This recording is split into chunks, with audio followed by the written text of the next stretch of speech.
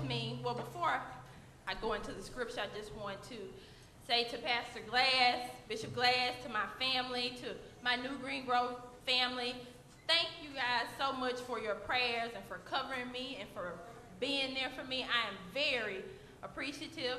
My mother is here today and my grandmother, and I would just like to have them to stand or wave their hands. So I just want to say thank you. Oh, my daddy's back there too. I didn't see him. Amen. Amen. If you will, go to 1 Timothy, 4th chapter, please. And we're going to start at the 6th verse. If you explain these things to the brothers and sisters, Timothy, you will be a worthy servant of Christ Jesus, one who is nourished by the message of faith and the good teaching you have followed. Do not waste time arguing over godless ideas and old wives' tales. Instead, train yourself to be godly.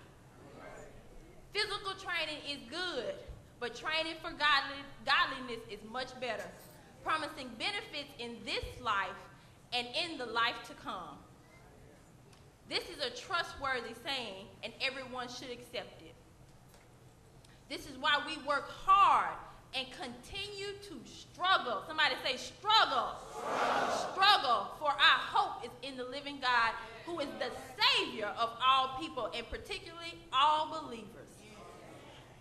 Teach these things and insist that everyone learn them. And our key verse, don't let anyone think less of you because you are young. Be an example to all believers in what you say, in the way you live, in your love, your faith, and your purity.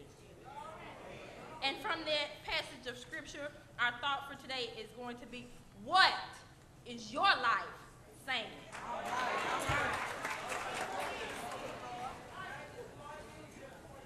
Before I delve into the meat of this message, I'd like to provide a little bit of background on what's going on here. I think that it's a good practice to always read the Bible in large chunks. A lot of times you will notice that people will take scriptures out of context because they'll pull a scripture right out the middle of something and don't understand what's going on before or after. So it's a good practice to, kind of get an understanding of the context in which the message has been written.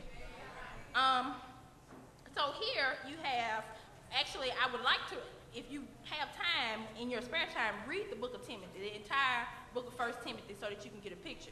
But since I know that y'all would cut up raggedy with me today if I read the whole book of Timothy to you, I'm going to give you a little background. So here in this passage you have Paul. This is Paul writing to Timothy.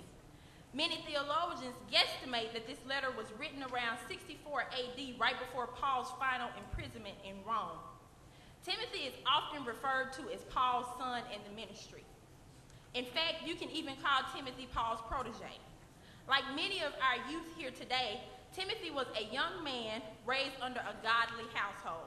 His mother Eunice and his grandmother Lois were both Jewish believers, and they basically helped to develop and shape his life and his spiritual growth.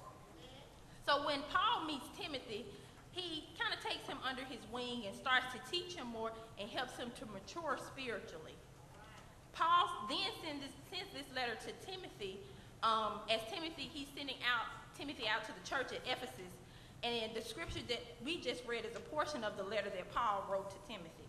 As you can see, Paul is instructing Timothy on how to be a good leader of this church.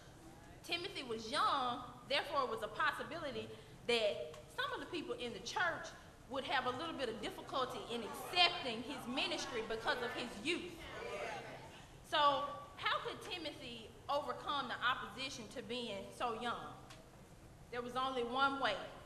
He had to prove that he was spiritually mature, well beyond his years. Timothy had to live a mature life, a life that would be an example to all believers. Although he was young in years, he was not young in the Lord. He was a seasoned Christian, and the believers at Ephesus soon forgot his youth by recognizing his spiritual experience.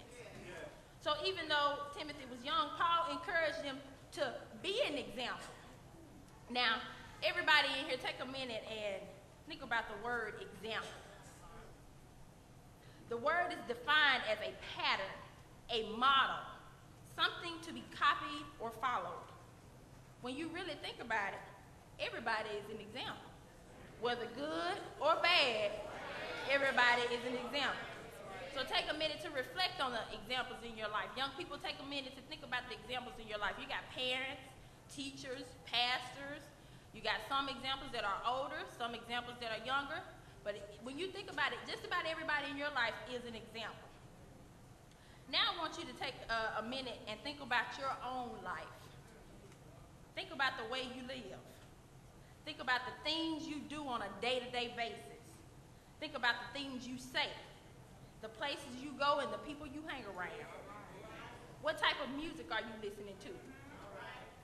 What are you watching on the television? What are you doing in public? What are you doing when nobody watching? And see, that one hit, don't it? What image are you portraying on social media? Are you a good, godly example? Do you look like a real follower of Christ? Or do you look just like the world? What is your life saying about you? This is a convicting question that many of us in this sanctuary need to think long and hard about, especially us young folk. Instead of standing out for Christ, many are now sitting down because they refuse to stop chasing the world. You want to know why so many people remain in sin? It's because they enjoy sin more than they enjoy pursuing godliness. You're not going to let go of something that you like. So I know this because I've gone through it myself. There were times where I felt like I was losing something because I didn't want to let go of my sin. But when I tell you, when I finally released that grip, I really then began to realize how rich and wonderful a Christian life is. It wasn't until I surrendered and I said, Lord, you know what? I don't want nothing else more than I want you. I don't care what it is. I don't want no person in my life. I don't want no thing. I don't want nothing more than I want you. And that's the point that you're going to have to get to so that God can be able to use you. You know, one of the things that I always tell is you cannot continue to chase the worldly and sinful things while trying to chase Christ. It ain't going to work. It's not going to work because you're going to love one and you're going to hate the other. Matthew 6:24 tells us no one can serve two masters. You will love one and hate the other. You will be devoted to one and despise the other. So who you going to love? You going to love the world or you going to love Christ? You can't keep chasing both. One of the things I want to talk about, and Bryce, you can put this up here. How many of you, raise your hands if you heard the phrase YOLO? Just don't be ashamed. I done heard it. How many people, raise your hands if you heard the phrase YOLO? I know I'm going to get this from a lot of young people, but I'm going to catch y'all up, all right? Okay. You know, this is a prime example of trying to look like the world. And my thing is, you may not agree with this, but I'm going to say what God tells me to say. This is something that convicted me, and I pray that it convicts you too. When are we going to stop trying to look like everything in this world? And I know it's a reality because I see it now. The acronym YOLO actually stands for You Only Live Once. It's basically been coined by a rapper named Drake. Okay? And basically a lot of young folks around here hollering it now. YOLO. You know, I ain't doing it. YOLO. I don't feel like doing it. YOLO. And they don't understand what they're saying. You know, I've heard so many young people use this phrase, and many of them use this phrase as a means to justify doing foolish and sinful things. So young people, and this does apply to some of us older folk too, because I've heard older people saying it too. If you are saying that you are a Christian, yet you're running around here yelling YOLO, then you clearly got your priorities mixed up. You have your priorities mixed up. If you are a Christian, you should be focused. You shouldn't be focusing on living it up here on earth because you think you only got one shot. You should be focused on dying to live again. You got to die to yourself so that you can inherit eternal life. And if you don't believe me, we can take it to the Word of God. Matthew 16, 24 through 27.